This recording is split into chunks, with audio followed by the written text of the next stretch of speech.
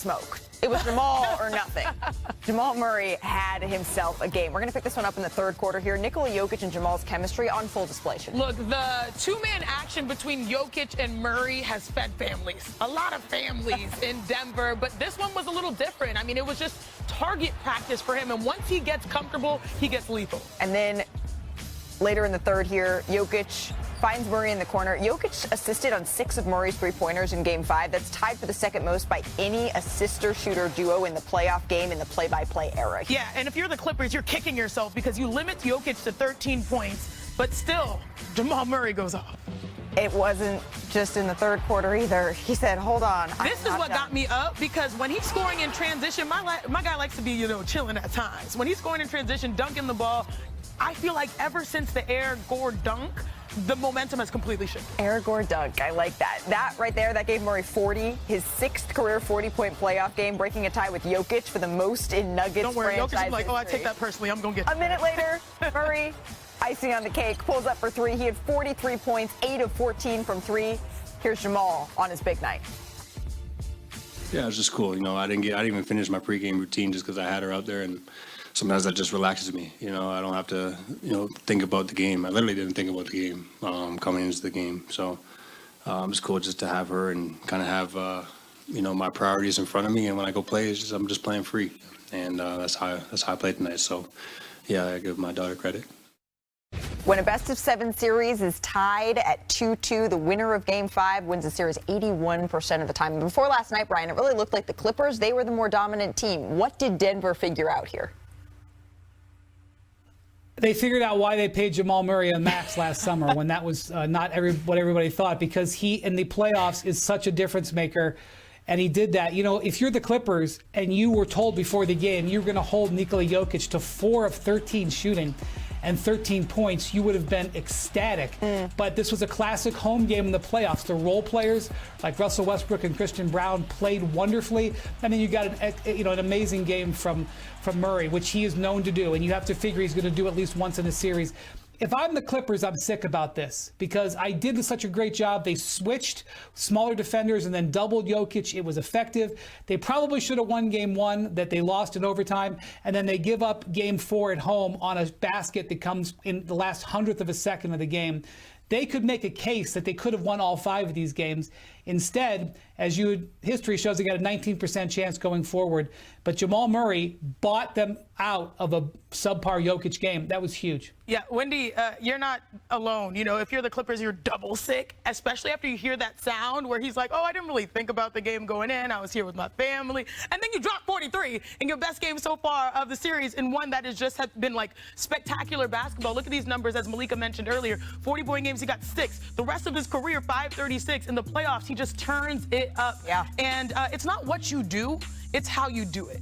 And it was the manner in which he was in a flow state. The last thing that you want your opponent to be is in a flow state. I know, Perk, you understand what that means. When it just feels like it's their night and there's nothing you can do about it. 43 points, not just in the half court where he knocked down 8 threes, but it was also in transition. He was 4 of 5 in transition on top of having 7 assists. He was straight up comfortable. This was the best version of Jamal Murray, and it was right on time. Right, and it made up for maybe a little bit of a lacking night from Nikola Jokic in a lot of ways. Ty Lue did something a little bit different, right? In the second half, you saw a lot of James Harden on Nikola Jokic. And for everything that maybe you say, okay, is James Harden, is he up for the defensive task? Well, he's really good on defending post-ups. And he was able to impose his will a little bit, as much as you can, on Jokic. It was the first time this series that Zubac wasn't the primary defender on Nikola Jokic. What did the Clippers find there? Perk. Nothing. Because Jokic just picked. Make sure they found nothing. Jokic just. Because Jokic just picked them apart, and I thought last night when I watched Jokic, I mean, I've never seen him show so much emotions like he did. He was so like clapping, like, the communication, the player coach of him, and then trusting others to take him home. I was like, okay, big fella, I'm seeing the leader come out of you, and I was like, this is the Jokic that you want to see, right? A vocal Jokic, a guy that's engaged, that is encouraging his teammates and things to that nature. But real quick, can we show some love to Russell Westbrook? Yeah. 21 points off the bench. I thought in that first half He set the tone. First His quarter. tenacity, him talking noise to Ty Lue and the Clippers coaching staff after getting buckets, rocking the cradle. I thought he set the tone early in the game. Russell Westbrook was huge in this game as well. Particularly after missing that last game with foot inflammation, he was able to come back and really make his mark. Hey, coming up here on NBA Today, Steph and Jimmy, they have the Rockets on the brink of Olympics. They started off this game struggling from three. They didn't hit a three-pointer in the first half. It's only the second time this entire season, regular season or playoffs, that a team didn't make a single three in the first half. Look, Joe Mazzulla would just say, it's okay, guys. Law of averages. Because you know if you keep shooting them, that means you're closer to your next make. This, though, in the third quarter, may be the play that decided the game here. Celtics down to Jaylen Brown, drives here, fouled by Paolo Banchero. The Magic did challenge this, and it was upheld. Paolo, that's where he picks up his fifth foul, forcing him to be subbed out, and that started the 30-9 run to close out the rest of the third. The barrage, because then after that, I mean, obviously this is an Orlando team that struggles at times with offense. They lead with their defense, but those guys were cooking, Jaylen Brown and Jason Tatum. Let's take a listen to Tatum after another monster performance here. You know, we champions. We can win in multiple different ways, multiple different lineups. You know, the Magic, they forced us to play a different way. You know, we adapted and figured it out. He's dominated after missing game 2 with that wrist injury. He joins Larry Bird in 1987 as the only Celtics with 3 straight 35-point playoff games. That helped him average 31.3 points per game for the series, making this the highest scoring series of his career, Brian. Considering he had those 3 straight 35-point games to close out the Magic, even beyond the numbers, what stood out to you about the way that he's leading the Celtics even through that series?